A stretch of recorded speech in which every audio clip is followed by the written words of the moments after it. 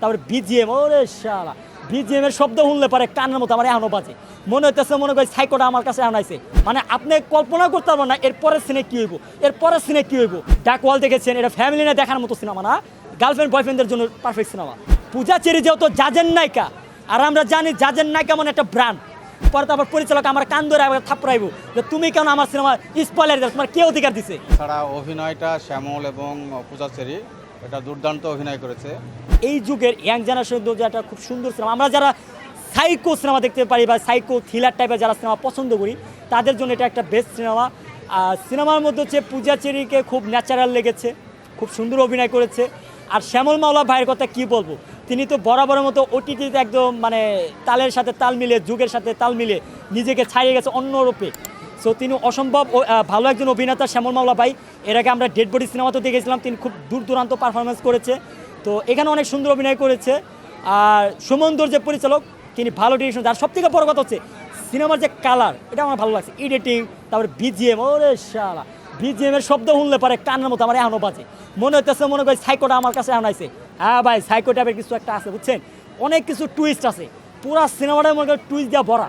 মানে আপনি কল্পনা করতে পারবেন না এরপরের সিনে কী হইব, এরপরের সিনে কী হইব। একটা চোখও মানে চোখটা আপনি পর্দা থেকে সরাই পারবেন না। সো সকলের উদ্দেশ্যে আমি একটা কথা বলতে চাই, এবারে ঈদে যারা তুফান দেখেছেন, অ্যাকশন সিনেমা, রিভেঞ্জ দেখেছেন, action cinema, family drama cinema, ডাক ওয়াল দেখেছেন, এটা ফ্যামিলি নিয়ে দেখার মতো সিনেমা না, গার্লফ্রেন্ড বয়ফ্রেন্ডের জন্য পারফেক্ট সিনেমা।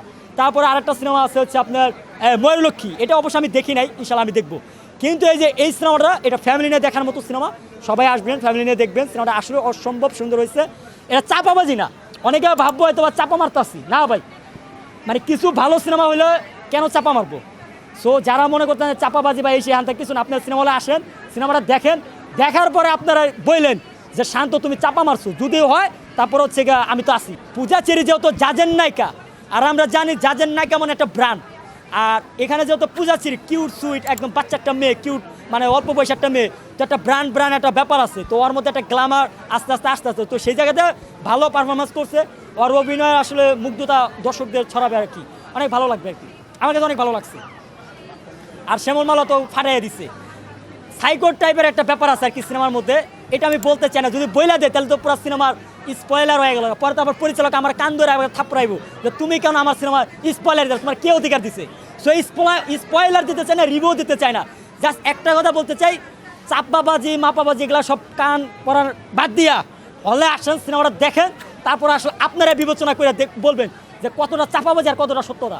আজকে ফার্স্ট ওদেরকে নিয়ে আসছে যে বাংলা সিনেমা দেখানোর জন্য, এবং আগন্তুকটা দেখে আসলে ওর স্ক্রিপ্টিং, সাউন্ড এবং মেকিংটা আমার কাছে খুবই ভালো লেগেছে।